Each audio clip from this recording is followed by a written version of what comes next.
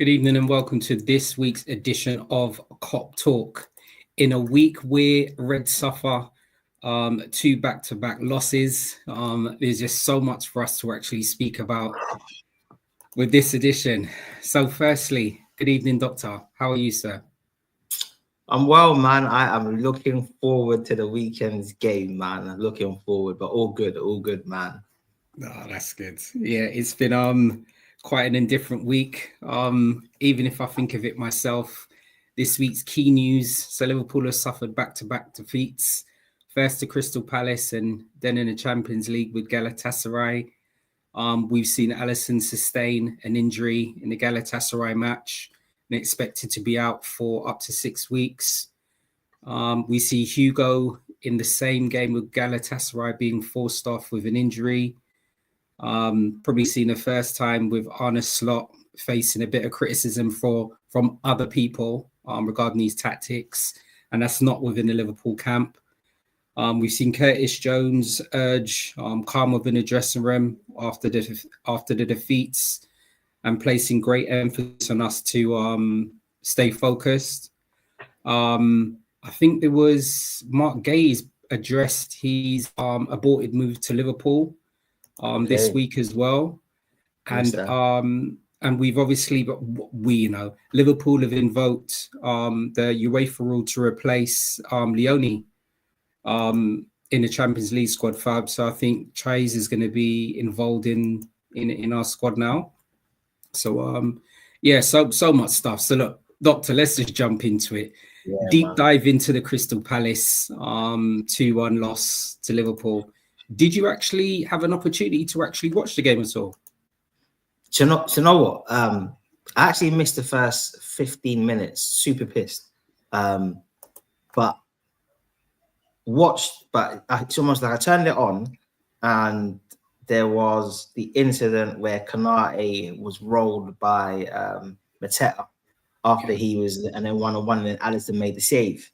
And I looked at my message, that all I could see was everyone just like kicking off, like a sense that it hadn't been going well, and then rewinded it during half time and then watched back and then watched the rest of the second half. And I feel like it's weird, right? We've almost become almost a bit too used to being a good team. And it's almost like we've forgotten what it feels like to be a bit up and down at times.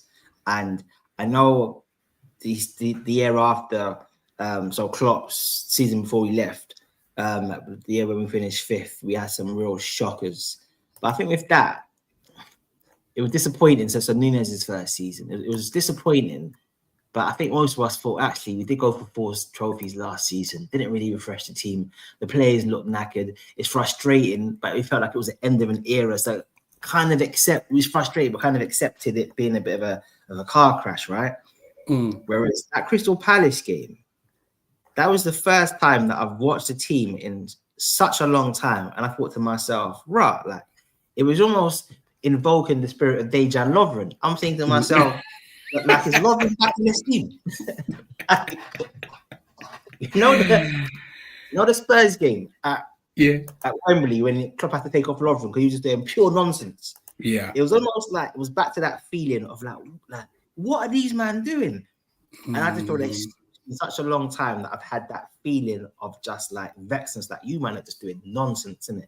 Like this is not how a champion should be operating. We just looked terrible, like everything off. So I just feel it was the first time for a while that we just felt that feeling of like almost like a bit of embarrassment, because let's be honest, innit? That first half they mashed us up. Like that was like poof. That could have been 4-0, and we would have had to take that. So I just feel it was difficult, man. Like, how was your feelings around the game? Yeah, I think it was one of those things where I've looked on the Crystal Palace game and the Galatasaray game quite similarly. So even though I know there was different players that were involved, obviously one was in the league, one was in a cup. for me, I was trying to look at some comparisons and some trends. And before we came on the show, you had mentioned something about like a shared theme, and you were speaking about the fragility and spacing between our fullbacks and poor transition defending. And it just seemed to be a replication of the Crystal Palace and Galatasaray game. I think if it wasn't for Alisson putting up some amazing saves, the game could have been different. But then in also saying that, Henderson had to put up some really good saves as well in the game as well. I'm not saying that teams in the Premier League are afraid of us, but when Palace play us, it's just almost as if they're the team that have actually been used to winning silverware. So yeah, they played with purpose. They really did. I think one of the things that I was a little bit frustrated with myself watching the game as well, it just seemed like somehow Glasner was able to actually keep Salah completely out of the game again. And that's not even like an isolated incident. Anytime we've played Palace, it's always seemed to be the main thing where Mitchell is just always having one up against Salah. So yeah, there was this.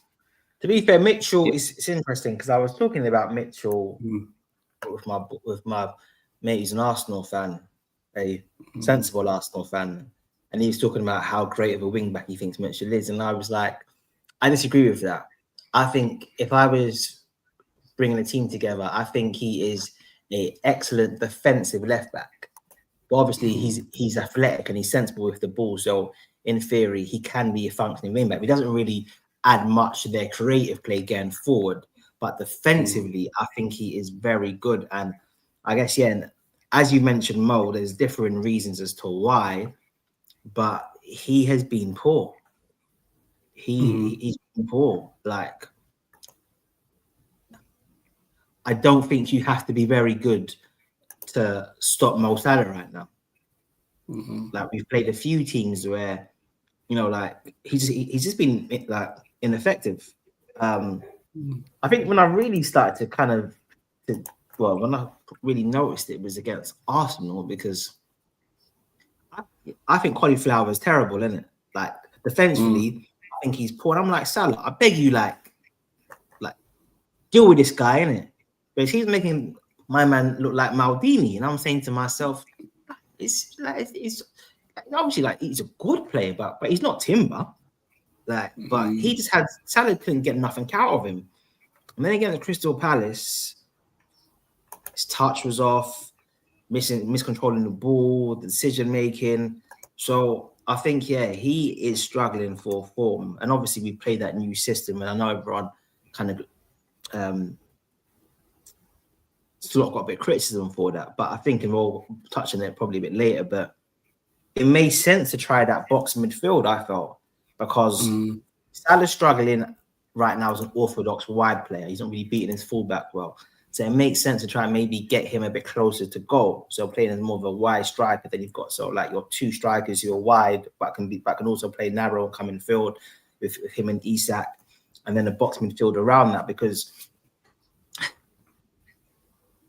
and I said this last season, so I'm not just being wise after the fact. I did say, for all of you lot that are wishing Diaz to go, like, the guy's a lot better than what people think.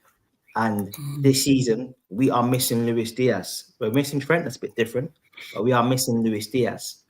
So without that, so we've gone from basically having a dynamic Mo Salah and a dynamic Mane. Diaz replaced Mane. Didn't quite live up to Mane levels, but we saw when he first came, he was a force of nature, and he continued at different points to show levels, but he was still a dynamic player. Now we've got a 33-year-old Mo Salah and a 6'4" Cody Gakpo, who just, Cody's game isn't about being dynamic with the ball or being explosive. So our wide threats are just not there at the moment. So it made sense for Slot to play a bit more of a narrow system because the wingers aren't really doing much at the moment. But maybe it was just the wrong game to try it. So yeah, it certainly backfired, man. Yeah. Definitely. Let me just give some shouts out to some people who've tuning in within the background there. Good evening, Seb. Vinny. Thanks for joining the show this evening. Yeah, you are correct. You did actually mention on the last show that Palace would be a problem. And yeah, you are correct in so many areas that we're going to continue to discuss on the show. Good evening, Mark Foster as well. Thanks once again for tuning into the show. I think just to extend on what you were saying as well, Doctor, I think like the tactical and technical areas that we played in the Palace game, and as you mentioned, Palace, I think actually pressed really well, and with us actually playing the box the box central midfielder, they were able to actually exploit the wider areas and create quite a lot of threats from the set pieces. I think even with Sarr's goal, it seemed that almost seemed to go into slow motion because he seemed to have space. I know he hit it on the half volley, but there were actually 4 players around him. So even with that, it was just like we already knew he was going to be a threat. I mean, anytime he plays against us, he's really that good. So even that goal was I was a little bit disappointed there. But yeah, our attacking areas, it seemed blunt, like what you mentioned, and some of our forward movements, they almost lack cohesion. And yeah, I know that we're settling. I know the players are becoming familiar with other players' runs or slots, tactical approach as well. But yeah, I don't know. We just seem to be stretched in the game. Yeah, I don't know. There was just so many My areas. thing is, we shouldn't, in my opinion, whilst I said that we shouldn't necessarily be at our peak form for obvious reasons, but we shouldn't feel this disjointed. And I just feel where we know that Slot is a really sophisticated and a superior technical and tactical mind, and the way he can organize a team and make tactical adjustments, and like what we saw for the whole of last season, even this year. So I guess it's almost like there's a bit of, is worried the right word? Maybe it is that if he's struggling to coach this, then something feels a bit off. Like, have we made a mistake? Because we look terrible. Like, let's just keep it 100 in terms of our attacking fluency. Whereas I can go back to the Arsenal game, in our first pre-season under Slot. I think it was in America, where Harvey Elliott slips in Mo Salah and he comes in from the wide and he darts in and he puts it bottom corner. And even in that first game, when we were still trying to get number 6, it was just like, for a new manager, we look remarkably organized, and you can see a shape, and you can see, and fair enough, yeah, it was with the same group of players that kind of know each other's games, but I just thought, like, we really look quite far ahead for a manager who's just come in. So I think seeing how we are this season, it's just not blending, man. It's just not blending at all. And mate, it's mate. But also the other side that we mentioned in the show as well is not to be disheartened. You know, the season's in its infancy. Yeah, the season's in its infancy. And I think I had to be quite honest with myself as well. We had won the 5 games not playing in the manner in which we wanted to. All right. So now we've lost the 2 games. I shouldn't say that should have been expected, but now Klopp, I'm confident that Slot's probably going to, look at some tactical changes if he has to do that against Chelsea or coming up in it. Because I think he publicly said, I was listening to one of his press conferences, and he kind of blamed and I'll use this word. He didn't use the word, by the way, right? But this is the way that I took it. I think he was kind of blaming some of our players for abandoning certain positional disciplines. Okay. So I'm not saying he wasn't like earmarking any particular player. He was saying system-wise, we're abandoning certain disciplines. So it probably goes back to what you mentioned as well, with Konate still having in different games as well at the moment. I'm not too sure what's happening in the young player's head there. But it could also be, it could. I wonder if it could also be him now. So he's familiar playing with Alisson behind him. He's familiar with Virgil playing with him. Is he now having to adapt to the different fullbacks playing with him? Because even if we think of it on the right side, who's he had? He's had the three then. So if it's not Frimpong, Bradley, and Dominic, so is he having to adjust as well with those new players there? I don't know. So, oh gosh.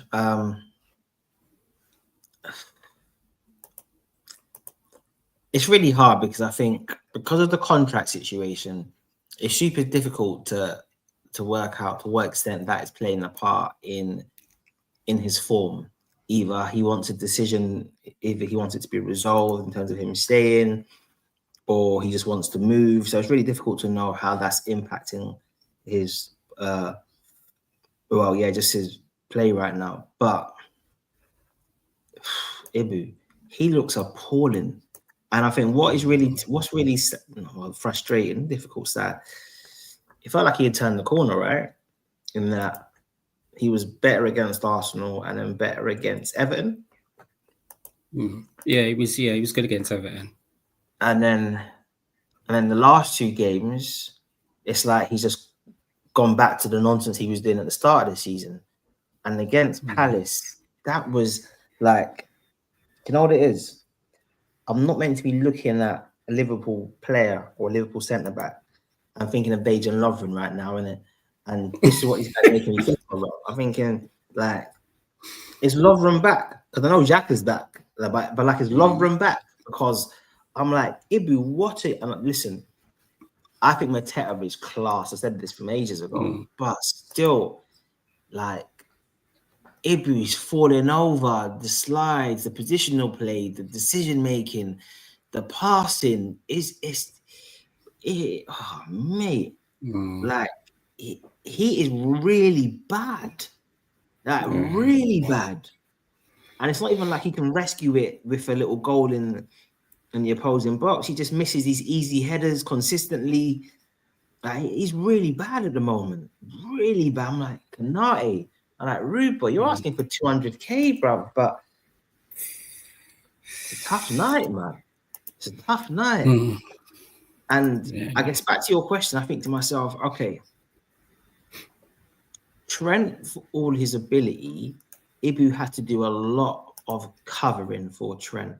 And although Bradley, I don't think he's defensively as good as what people think is. I think he's defensively, he's not limited, but he's got a lot of work to do. But he does try hard. So Dom tries hard, Frimpong tries hard. So Ibu's got a lot of effort next to him now. So it should be easier for him because he's got guys who are willing to run and willing to track back and you know what I mean. But I just think he needs to work out what's happening for his own individual form. But I do think his individual form is impacting the team because, especially if we're away from home, you're giving the crowd so much to be buoyant about. The players that we're playing against are like, let's keep on pressing it. So, man, Ibu, jeez, it was bad, bro. That's bad. It's really bad. It's almost like,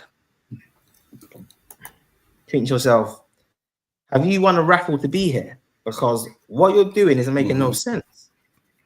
Like some of these passes that he's doing, he's injured Alisson. Literally. The suicide pass to Gravenberch against Galatasaray.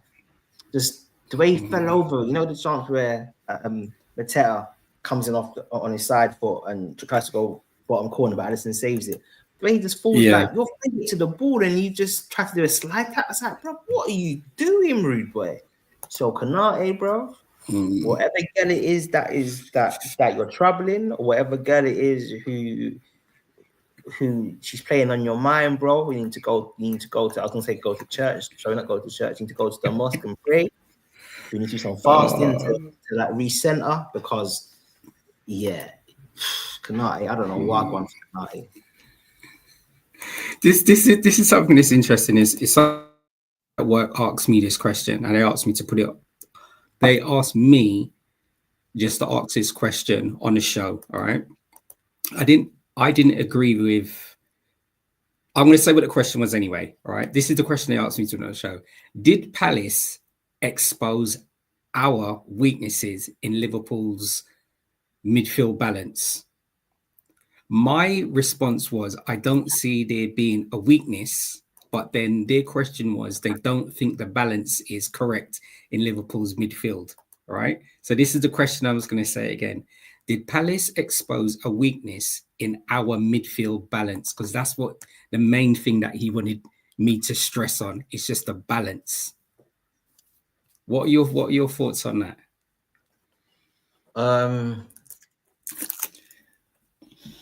Gosh, great question. Because I'm still trying to think of the partnerships here, right? So we've got Ryan there, we've got Mac 10 still getting his rhythm back, and obviously we've then started with Verts playing in there instead of Dom. So I think the main question that you were saying to me when we played against Palace, I think it would have been our normal midfield three then, wouldn't it? Because it would have been Mac 10, Ryan. Dom did actually play where he was last season, and I think Verts played over on the left-hand side. Yeah. So his question to me was, well, if that's the midfield that you were playing with last season in terms of those three, why was it that Palace were able to kind of overrun us and stretch us? And for that period, I didn't have an answer. I think it was the same midfield three, but it was organised just a lot different, right? In that we was playing a box. So obviously Dom's right attacking side, Verts left attacking side, a bit more of a free roll, and then he then got the two in the base. But then I think it was just like a different system. I think there is probably a broader question about the balance of the midfield. And yes, I think this is the thing, right?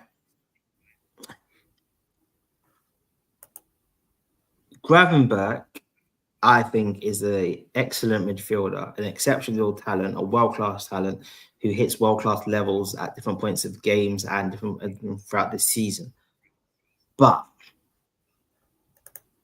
is he a number 6? And he's playing number 6. But when we think about the things that Gravenberch does, and we're all really, really impressed by him, Gravenberch's a bad man. He's dominant. He's this, that, and the other. How much do we really praise him in games for the traditional role of a number 6? And this is so. Not to say that I don't think Grav can play that, but I do think when I think about last season's midfield, I think potentially the reason why it kind of works so well, in my opinion, is because I think our group of midfielders, so our core, Curtis, Grav, Dom, Mac 10. Obviously, Curtis played a bit less than the other three, but that's like our main core. I think they're all number 8s. Okay. Like I think they're all number 8s. So I feel when you're playing 3 of them, their games all like Mac's the best passer between the lines. Grav's the best on the half turn and taking the ball from the back and being really, really secure in possession.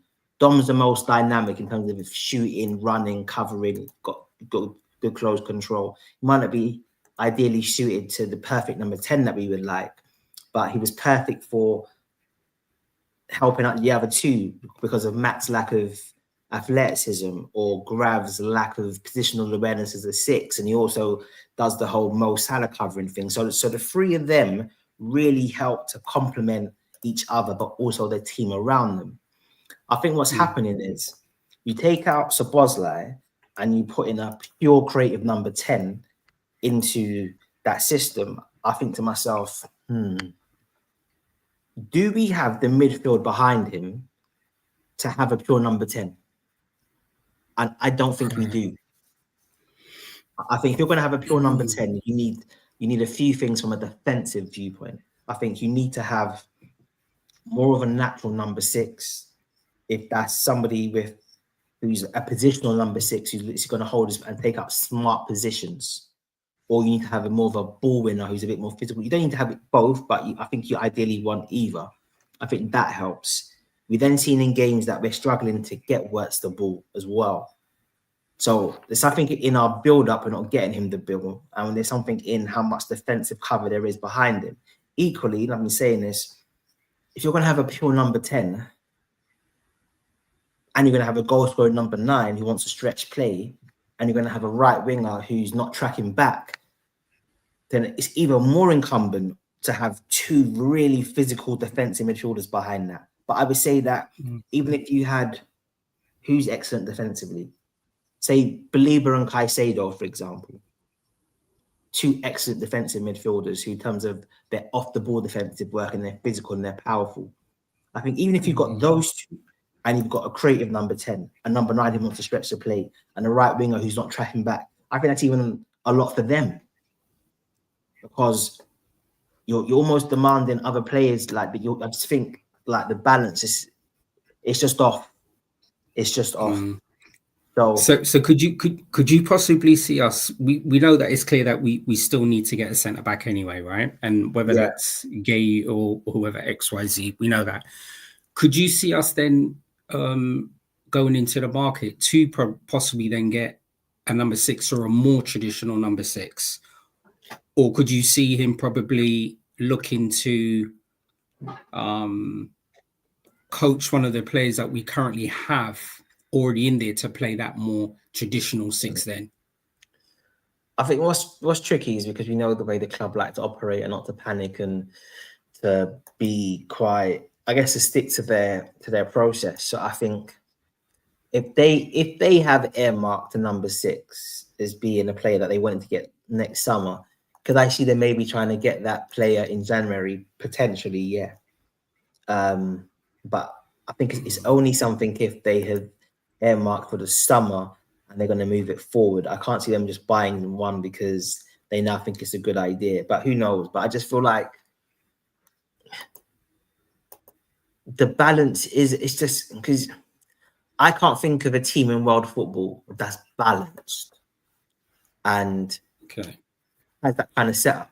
Pure number 10, number 9 stretching the play, right winger not really tracking back. And then you've got I just think that's a lot in terms of, and even if you take the City team under Pep, the one that was when Pep was wanting to play football, and you would have had, say, for example, Sane, Sterling, KDB, and Silva inside, and Fernandinho, and then Aguero. So 5 very attacking players, but the wingers worked like dogs. Up and down, up and down, up and down. Like they, as good as players as they were, they had almost like a predefined off the ball role. Your role is to make runs off the ball, either in space or to take the ball on the run to create space for KDB and David Silva. Like you are there to like facilitate these 2. We're going to build the game around these 2 and we're going to service you. But they're not doing your running. Like there's almost like a clear idea of who is doing off the ball runs and like why we're doing it. So it was balanced. Whereas at the moment, it just feels like I'm watching Wirtz playing certain games. I'm just like,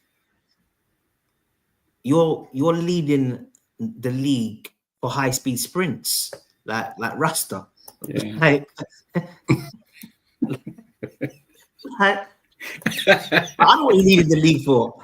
High speed sprints off the ball. See what I'm saying? Like, yes, what makes you very special is your off the ball movement from an attacking and defensive perspective is exceptional for a number 10. But that's almost an added string to your bow. But I don't want you leading like the league for high speed sprints off the ball. That's not why we paid £160 million for you to be playing there. But you're having to do that to try and get some kind of balance into the team. So, yeah, the math isn't mathing, man. You don't want your number 10 being the water carrier. Like he's basically putting down like Kante stats. True. It's so yeah. Yeah. So what lessons should we take from this Liverpool defeat?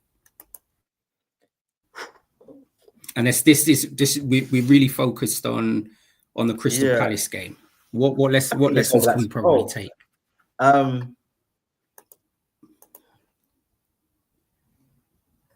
I think for Slot, he knows that the players will keep on fighting, but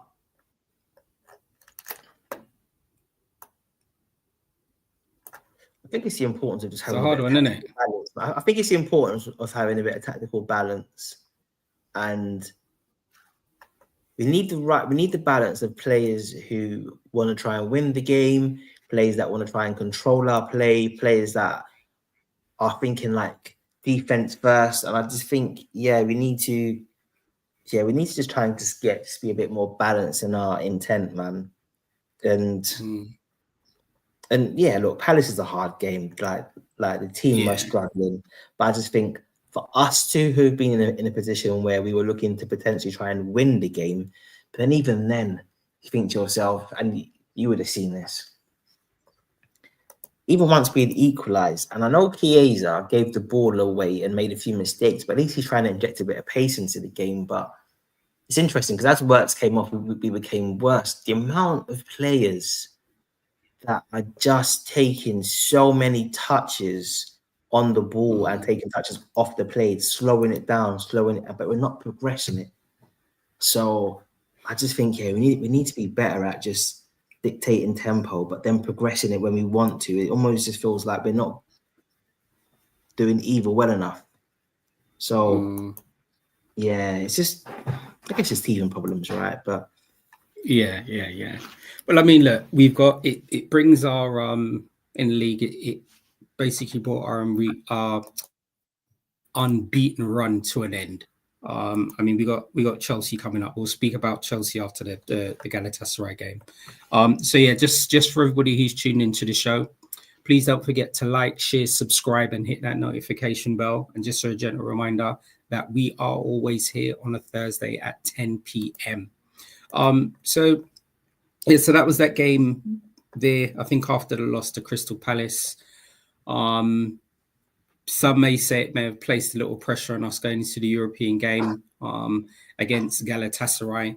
This was a completely different game for lots of different reasons. Did you manage to see the Galatasaray supporters letting off all of the fireworks and everything outside the Liverpool hotel? Have to rate it, man. You have to rate it, man.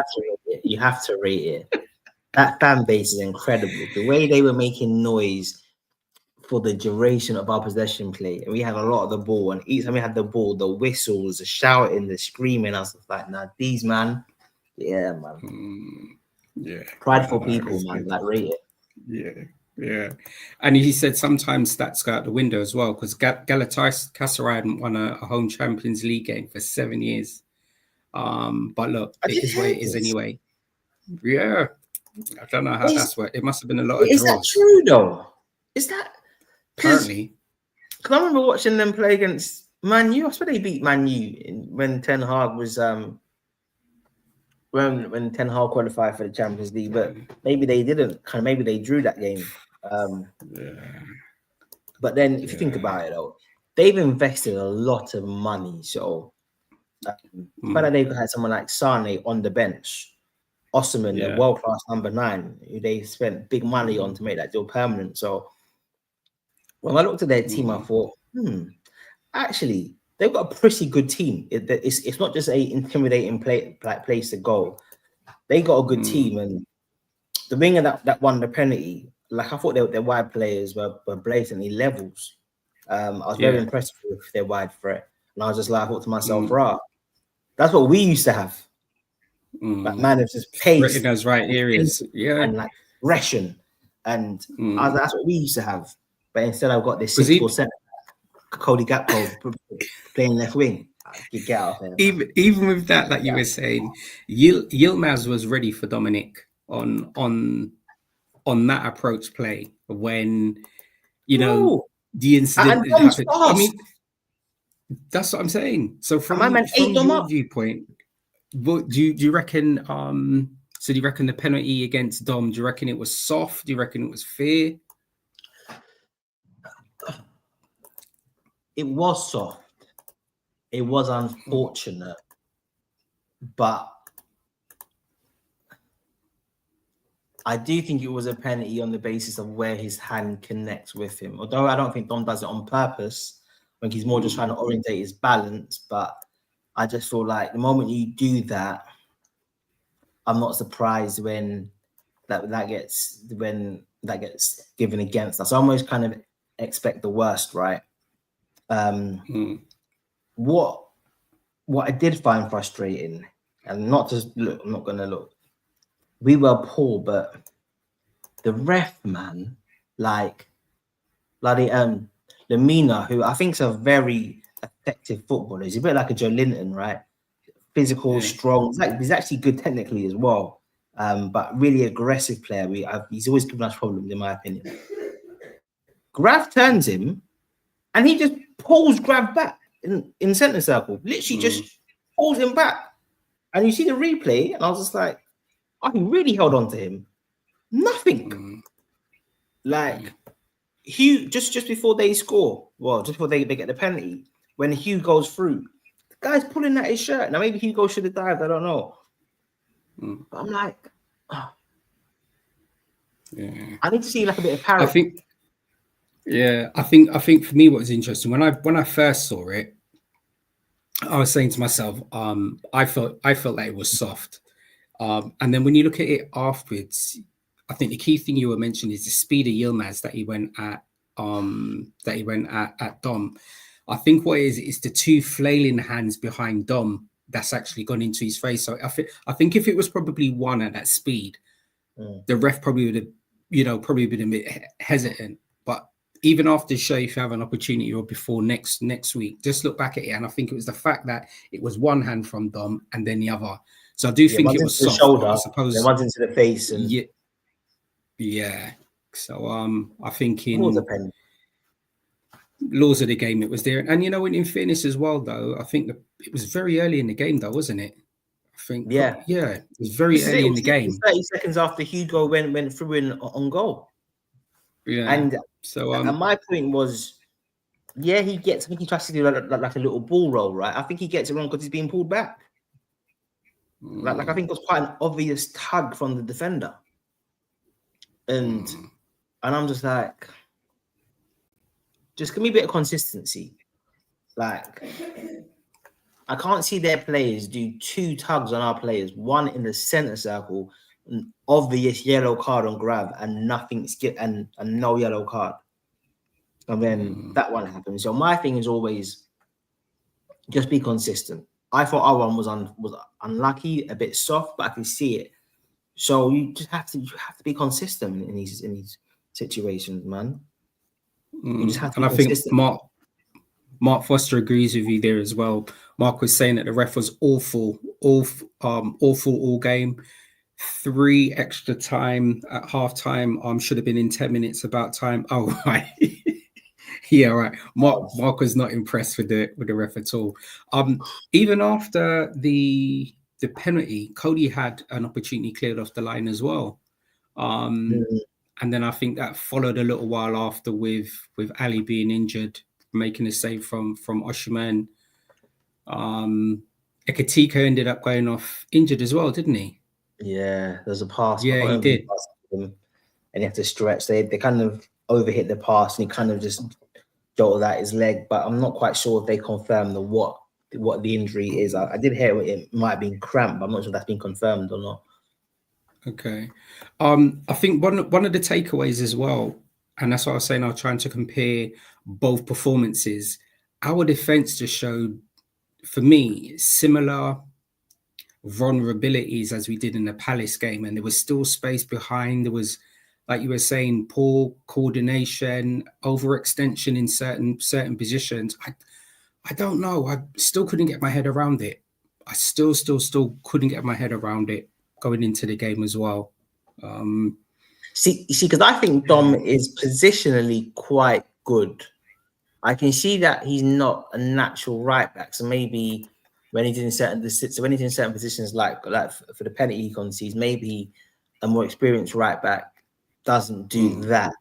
And I think for Dom's an elite athlete, and he's fast, isn't it? So he's not being expected to be blown out, because the guy actually gives him about 2 or 3 yards and is gone rapid.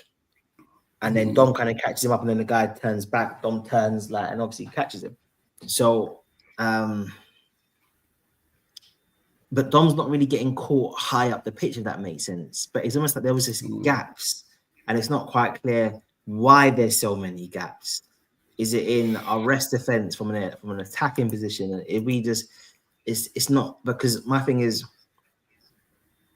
if I think Dom is positionally good, and then I've then got Frimpong who plays right back, playing as right wing, that's the point I was going to say, right? Yeah, it just never felt like that, and it never. And then I think what is really hard to get a gauge on, right, is as a team, was our structure that bad defensively, or was it just Ibu having another brain fart? So if you've got one player who's playing as bad as he is, it almost gives a false idea of what the game's like, because actually, other than the penalty, did they really create that many chances that didn't result from us making a mistake, and a really stupid mistake, like poor passing, poor decision making, poor defending? That makes sense. I don't necessarily feel they created that much where we didn't do something just ridiculous. I could be wrong.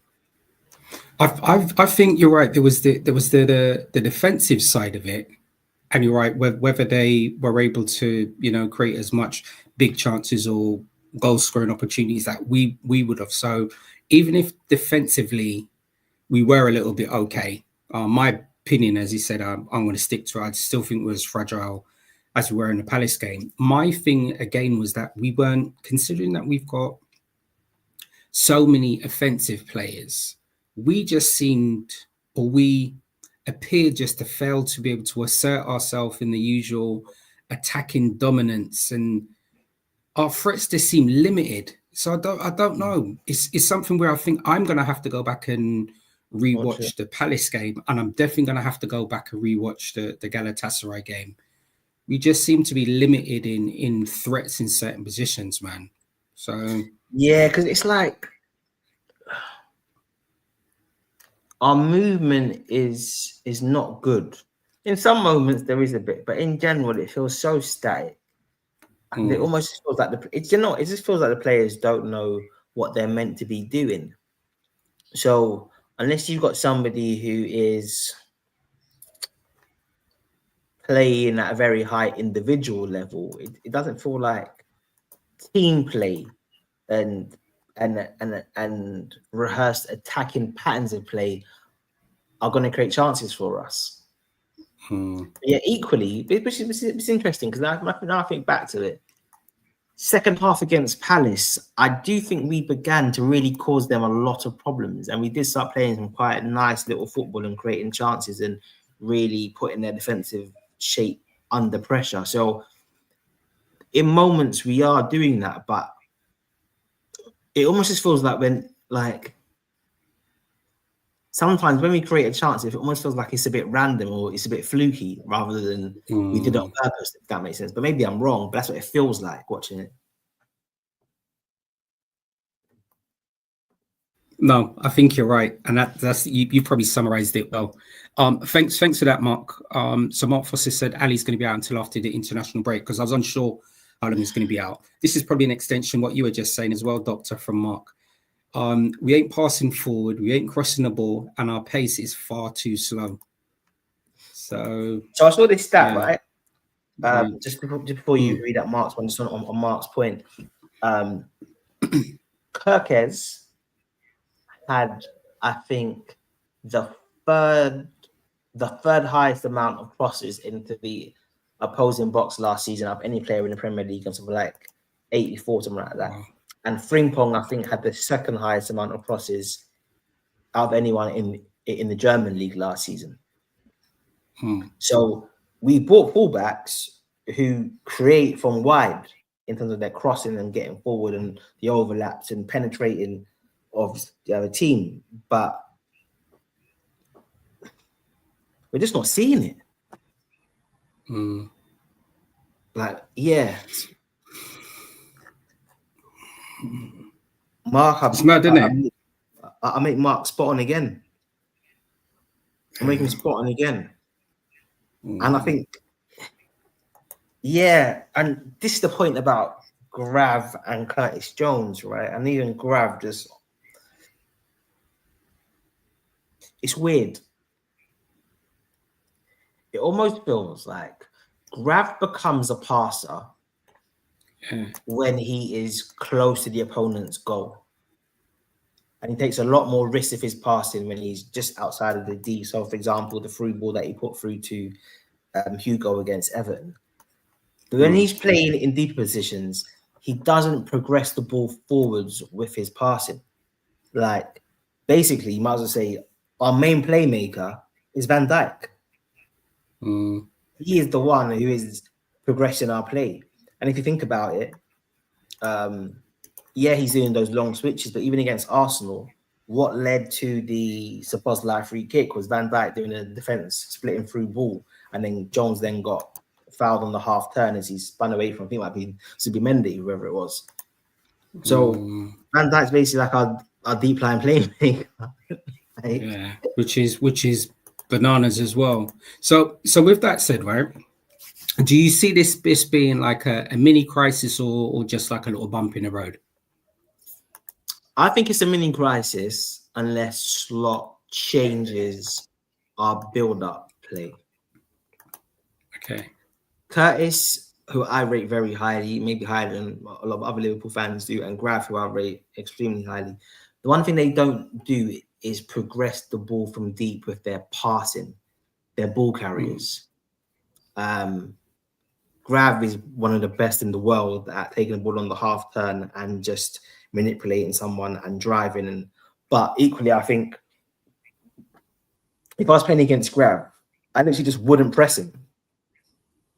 And I think it's no coincidence that teams that park the bus and look to counter us, we struggle with, because both Curtis and Grav's main attributes to progress the ball is the ball carry. But if the team are just backing off you, then you don't necessarily see that skill because you can't carry the ball if people aren't pressing you or people aren't trying to confront you. They're just into a defensive block. Then you don't see it. So it might be that against a Chelsea, for example, that who might press us, that you see their ball carrying and those skills move up a bit better. But I think the only one in our midfield who I think consistently progresses the ball, and I don't think he's an elite type, but he's very good, is Matt 10. And I think it's no coincidence that chance that Isak had against Palace, where he was so unlucky when he cuts him from the angle and feints, opens up, comes from Matt 10 just a punch through the lines. So yeah, like I make Mark right, man, but we're not. Yeah, like we're not adding tempo to our play effectively enough. And I think this is that the tactical tweak that you'd probably like us to make against the Chelsea game then? So I think against Chelsea, because I think they're going to press us, I think it's probably a bit less important. Because I just thought naturally they're going to inject pace into the game if they could come at us, and then we can turn, drive, and then that injects pace. But Slot's just got to work on how we build through the lines. And if he wants to build through the center of the pitch and he wants us to play this controlled possession of football, we can then inject pace into it by creating opportunities, then he's just got to find the better ways for us to build up through the pitch, man. Yeah. I think so Mark's put in a comment. I think Slot is doing too many changes, as an example with Wirtz. If he's a 10, keep him as a 10. This guy's learning the league. But I'd love to see Hugo in a number 10, which I think he will get. and then Isak will move to another position. So yeah, you know that Hugo yeah. is enough, like he can handle it physically. Definitely. Just one of the last questions. Yeah, go ahead. Go ahead. Sorry, go ahead. No, I was just going to say, and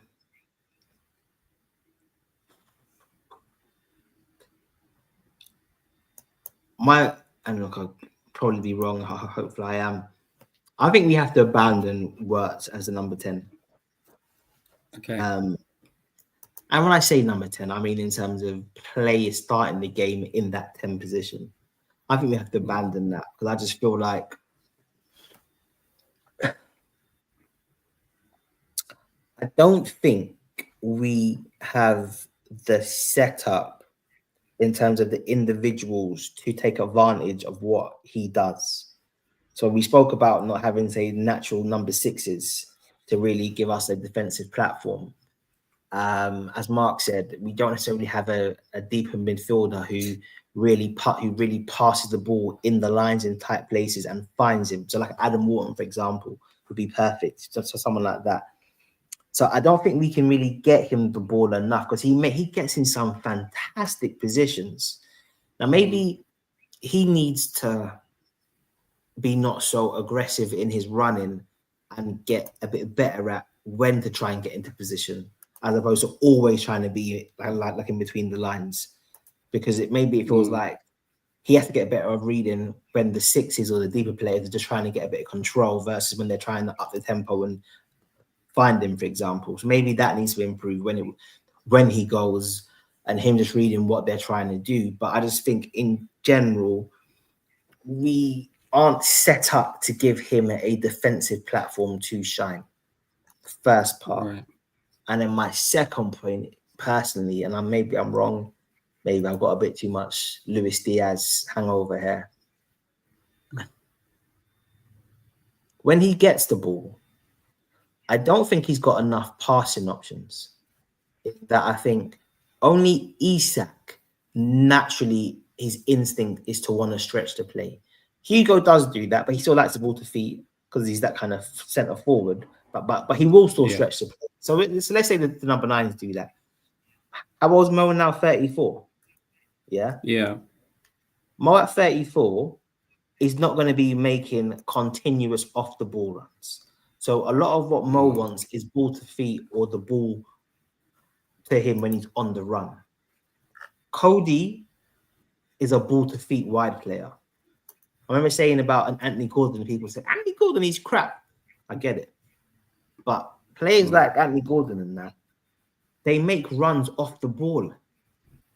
So if you're number 10 and you've turned and you've got, for example, an Anthony Gordon profile trying to get onto the shoulder or making runs, and then you've got a Mo who's doing a little feint but wants it to feet, and then you've got number 9, you've got more options. Whereas we turn on the ball, Cody wants the ball to feet, Mo wants the ball to feet, and then it's only really like the number 9 who's making runs. So it's almost like the movement around him, I just don't think it's set up to get the best out of him. I think it's too much ball to feet play. So I would abandon him as a number 10 personally. That's what I'm saying. Okay. I'm going to ask you for your lineup in a few minutes just for the Chelsea game, but Mark's got a question for us both, okay? So here's a question for you both. What's wrong with Mac? His football is all over the place. Could that be, and I don't have the answer to this, right, Mark? And I think it's something that myself and Doctor is like a theme has developed throughout this show today about something being off at the moment with players probably not playing in their natural positions. I mean, even if we give an example, even in the Galatasaray game, Dom started at right back, and then when Frimpong came on, Frimpong played the right side of the forward. You would have thought it probably would have been the other way around, if anything. But with Mac 10, his rhythm has been off. Was he, and I don't recall this, did he have an injury why he didn't play the preseason? So I heard, I can't remember where I heard it. Maybe it's speculative, I don't know, but I heard he had some kind of like hernia trouble. Now, I don't know if he had a op or what the protocol was, but something's not right. If you think about it, remember, like he didn't play the last 4 games of last season. Yeah, he was just out of the squad, and then obviously he then missed pre-season. So something's happened. If it's if it's a medical issue, if it's an injury, if it's a personal issue, so I'm not too worried by Max simply because I think obviously something clearly has happened. We don't know what has happened, but I guess we can say that his football has been impacted by his lack of rhythm and his lack of match sharpness. So although it's frustrating, I'm not overly worried because I just think he will get better over a period of time. Should we be still starting him? Maybe that's a different conversation, but I think he will return. But yeah, something's obviously happened because he missed. It's like you don't just pull him out for the last 4 games and he misses pre-season as well. So as I said, I heard it was a hernia, but I don't know how true that is. Which it is. Yeah. Okay. All right, Mark. If you do find out, then make sure you just inform us by next week's show as well. I'll do my own little research. So the question, what was I going to ask you a question? Oh, going into the Chelsea game, what would be your starting lineup for the Chelsea game?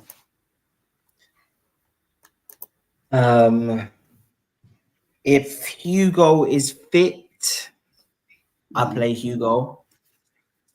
Okay. Obviously, if he's not, then Isak plays. If Isak plays, then Chiesa would be who I would look to bring off the bench to when Isak needs to be rested. I go with last season's midfield. I think right now that is the best compromise. You get the best from Mo Salah, to get the best from our fullbacks. I just think, and I mentioned it a few times, but I just think you've lost Trent, who, whatever people think of Trent, was a world-class playmaker and played an important role in our build-up. So if Trent's now gone, how do you get us up the pitch and progress the play? So if it's last season's midfield and Ryan drops into right side centre-back role to help our build-up, the fullbacks push on, and then that's your width. If it's Kirkes, Frimpong, do that. So Kirkes, Frimpong, they push up. Then your 2 midfielders are then you're next in line, and then obviously Mo's slightly in Mo right wing, Hugo, and then left wing. I'd play Wirtz personally, but I can see how Cody can also play. I wouldn't play Chiesa unless Hugo's fit, simply because I think you need somebody to rotate with Isak. So I'm going Wirtz left, Dom 10. Probably I'd probably play Jones and Graf, because I just think Jones's pressure resistance and athleticism I think will do well against Chelsea. Well, that's a good little shout. I think what I'd love to see at some stage, and as you said, bearing in mind because we still want to Isak still getting his fitness, you've almost planted a seed in my head, and once again I just never ever envisaged it. You're right, at some stage it would probably good to see the rotation with the front. So even if it's something where Ekitike moves into the 10, he's playing behind Isak. Vert's pulling over to the right, and then Chiesa playing over on the left-hand side. Those little things there, it's just throwing me off because I always do that. Those are. I think obviously Wirtz prefers the left, and like it's interesting because I think Mo not playing against Galatasaray, you can say he's been rested because everyone's been rested, and so no one's played all of the games. I think if you drop Mo against Chelsea, then I think it's clear now he's been dropped. Right. Whereas I generally think against, even I think, even if you play Hugo, I still think you have the defensive issues, because although he's got a good work ethic, and it means we've got maybe two tall lads that we can go direct to, but you've still got the issue of you're going to play Hugo as a 10, a number 9 stretching the play, and then a right winger not defending. Like, it's a lot of pressure on the team. And I think this is the point, kind of, in an ideal trying world, to get that balance. I think, if you're going to have a Works playing as a proper number 10 kind of real creative hub, you almost want to have a Works, your number 9, and a line behind him, or maybe a line that Works is in front of.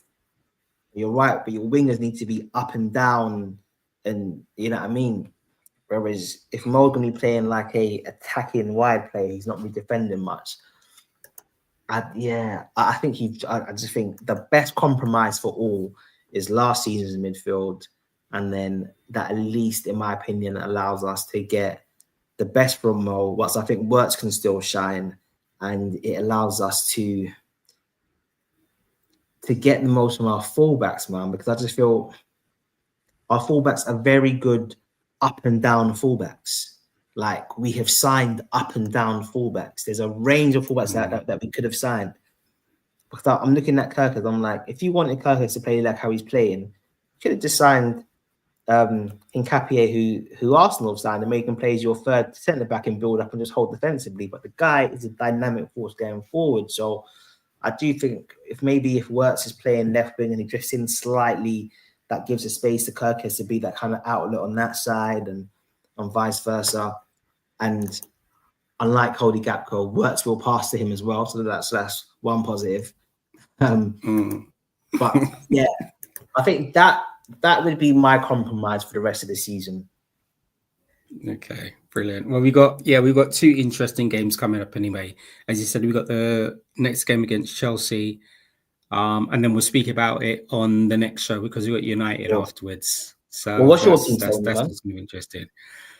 Oh, gosh, and this is it. I was even thinking about going into this show as well. I'm just so conflicted with so much stuff. I didn't even think about the balance of having Jones in the middle with Ryan, and that makes a lot of sense because with Enzo and Caicedo in the middle of the park, that's going to be some high intensity and energy levels there as well. Going into this game, I don't want Dom to play right back. I know he can do a job at right back. I don't want him being in the right back. I don't want him being in the right back position. So I would, obviously we're going to have the new goalie's going to be in goal. Kyrgyz, left back, Ibu and Van Dijk. Mark as well. I think Mark said he's signed Konate. Okay. At what point do you drop Konate for Gomez? Because let's be 100. Konate's taking the piss, bro. Like, this is appalling. 100%. That's 100%. Yeah. You see with that, and I was thinking, it would probably depend on the fitness of Gomez, because I agree with you, right? You've got a player that is likely to be on the brink of moving on, all right?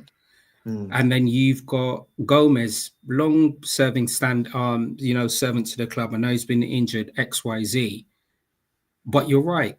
There probably is going to be a period of time where he needs to start getting a run of games and get his rhythm going. So let's play devil's advocate here, right? We get to January and it's clear that Ibu's moving on. And then Gomez hasn't really had any game time in actually playing.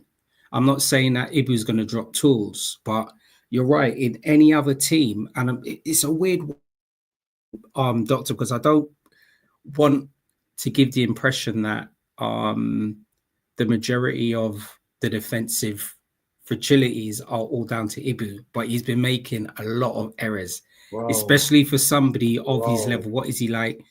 He's like 26 now. It's not like he's just started playing. He's played Champions League football. He's played international level. So he's been you're France right. Captain, it probably does have to be. France captain. If I'm being honest, I think one of my major reasons why I might be tempted to keep Ibu in the team is simply because I think that we're a little bit small, and I don't think we've got enough attacking power at set pieces and in defensive positions as well. Sorry, Mark, you make a very good point. You're right. Go and look drunk against Southampton for true. That's what I'm putting. So it's like it's so much of a much, isn't it? Yeah, Gomez looked like it's so much of a much. Ketamine, man. Yeah. It's a good point, Mark. Very good point. It's and then so you're right. I would say in so many ways the worst thing could ever have happened was Leone getting injured. That was like for me one of the worst thing that could ever happen. I know he was brought in possibly like and I'm just going to say a development player, probably similar with what's our young forward, young 17-year-old Rio.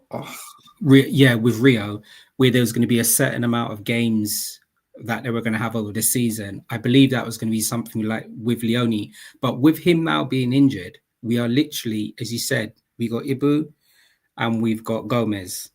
The last thing that I want to see as well, and I know we did it in pre-season, was Andy Robertson playing the left side of centre-back and Virgil moving over, right? So we're plucking at straws here. Yeah. So, that's the main concern there, really. Well, but I'd like to see Gomez. Sorry. It's okay. And this shouldn't be the case, but I do think these guys do play differently when they're with Van Dijk. And I think if Gomez comes in and he's playing next to Van Dijk, I don't think you get the nonsense that you got against Southampton. I don't know. Whereas I think he's been playing with Van Dijk and he's been doing a whole lot of nonsense. A whole lot of nonsense. Too much. But then I think, it's height-wise, right? If you let's say we go with Isak or Hugo, both of them are 6'2", 6'3", 6'4", so there's height there. So that's height. Okay. Our three midfielders what's his name? 6 foot.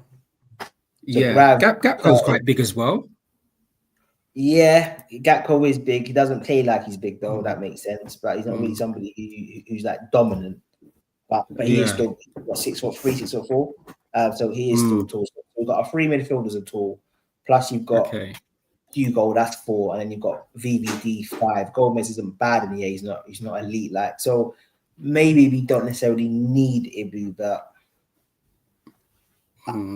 I think I probably would lean towards playing him again, man, because I just don't like the way we are on set pieces personally. But if Joe is playing, but it depends really. Like a Chelsea a tall team at the moment. I'm not even sure. No, well, I mean, I don't know who they got out there. No, they're not really. Who's the tallest one? Because Barella's not very tall, is he? They got Enzo, Caicedo. They're not that big. Who else have they got? Chalobah. Is Chalobah big? Gusto's not big, is he? He's not. He's not small. James has got. Reece James is not. Reece James is not very big. I'm thinking. What's the young guy that they got from Brazil? The young guy. He's not very big. Yeah, he's not very big. Yeah, so maybe we don't need Jones. I mean, like we don't need Ibu then, and Curtis, not Curtis, sorry, and Joel. Yeah, would be fine. Yeah. So I would want probably Frimpong or Bradley at right back. But it's a good shout with Ryan and Jones in the middle of the park. So sorry, I'll probably play Dom. So who's your centre back? Sorry. My centre back, I'm staying with Van Dijk and Ibu. Okay, I can't trust Jones. I mean, I can't trust Gomez back there. I just can't do it, man. Ryan and Jones in there. I would play Dom as a number 10. Verts over on the left. Yeah, Ikatike. I'd start. And Mo over on the right. So really, that's a bit boring for me because it's a team that probably does need some changes, but I haven't really implemented it. No, but I think that's a change from last week in the sense of the midfield three's back together, and that has worked well when they've played. Mo's had a rest, so he should be a bit fired up. Hugo will be fired up. Isak will be better because he's had more training time. And I generally think Wirtz actually, in some moments, actually looked quite good against Galatasaray. He lost the ball a few times as well, but showed some real exceptional quality in other moments as well. So I just think that team is the best compromise to get it gets the best out of most of our players in that kind of system. I don't think anyone is really humming. You could argue maybe Wirtz doesn't really want to be playing from the left, but I think he still can look very good from there because he just drifts in field. And so I think for me, that just makes the most sense for the players that we've got personally. Con, thanks for jumping on the show. Conway was mentioning that Ibu was covering Trent last season. This season, he doesn't need to cover a right back, and he's probably switching off as a centre back. That could be right as well. He's also mentioned, and I know Con's mentioned this off the show many times as well, he's just really still unsettled with the situation with Ibu signing a deal. I just hope that we're not in the same position we are in the same position again, because last season it was Van Dijk, Salah and Trent. Trent ended up moving on, and then we're in the same position again with Ibu. So we can't keep letting this happen. We can't, not as a club of our stature. If Ibu wasn't going to sign the deal, then he moves on. But once again, we still don't even know what's happening in terms of the contract, what he's accepting, what he wants his management team to accept. Very frustrating. Very, very, very I think he signed, you know. I think he signs Ibu. I think he will sign. You think so? I'll be honest. I don't know if right now I want him to sign, but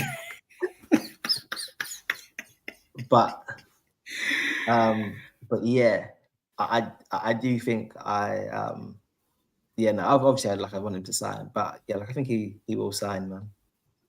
Okay, well, I just hope that he does as well, because if not, then we're in the market of finding having to find another centre back, losing revenue on a player that we shouldn't be. So even if, as an example, he was to sign it, so for instance, he signed a 4-year deal, and then he's still going to go Madrid, then do that. But at least we get some money from him. Of course, that's it, right? And he goes in a year or something like that. I think we need to try and be sensible there, man. But yeah. So look, thanks everybody for tuning in for this week's show. On Wirtz, boy. Con is on. I know. Wirtz on him, innit? He's on him. On him. I saw a comment. He's not happy. He's not happy at all, man. I think you know what it is. I think, look, when you sign someone for that amount of money, you rightfully expect big things straight away. And it makes sense why you would expect that. But I think sometimes it just takes a bit longer, man. I mean, we've seen, a few legends over the years just take not take a season, but just take a few weeks. Bergkamp, I think, took 10 games to really start to settle. Henry, similar kind of things. So I just think sometimes it just takes a bit of time for a player to kind of just to find their feet, irrespective of their quality. So thank you. And also as well, he's for me, he's a young player. It's a long-term investment. It's a long-term investment. So, maybe some games where he's resting, he's observing. But he's definitely going to come good. And for me, our club warrants having luxury players as well. So I don't mind. Or is Wirtz it is as too well? good. Like, you know what it is? Yeah. You can't be a luxury player and you've won German Player of the Year 2 seasons in a row, and you put in that amount of work rate and you're that effective with the ball and that. Nah, he's not. He's a fantasy player, yeah, but he's not a luxury player. We're just not getting the best out of him. His own individual level isn't what we would expect. But I think there's just teething problems. But now Wirtz isn't a luxury player, man. Like, no way. Like, no way. No way. Con knows about that. Con's been a manager of his football team for a long time. Con's frustrated. I'm sure he's. You know what it is? Con's frustrated. Yeah, and I get it. Yeah. Look, I just like to thank everybody once again for tuning into the show. Don't forget to like, share, subscribe, and hit that notification bell. And also just a gentle reminder as well. Sometimes you're unable to tune in and watch the live show, but they're always going to be on our YouTube channel. So you can always view them back. Download them if you've got the extra package with YouTube and watch it on the train. But yeah, thanks everybody else for tuning into the show today. Doctor, thanks once again, sir. As you said, that the last two games results and some of the performances haven't gone to plan or what we would have liked, but we have the opportunity to bounce back against Chelsea and Manchester United. There you go. Yeah. There you go.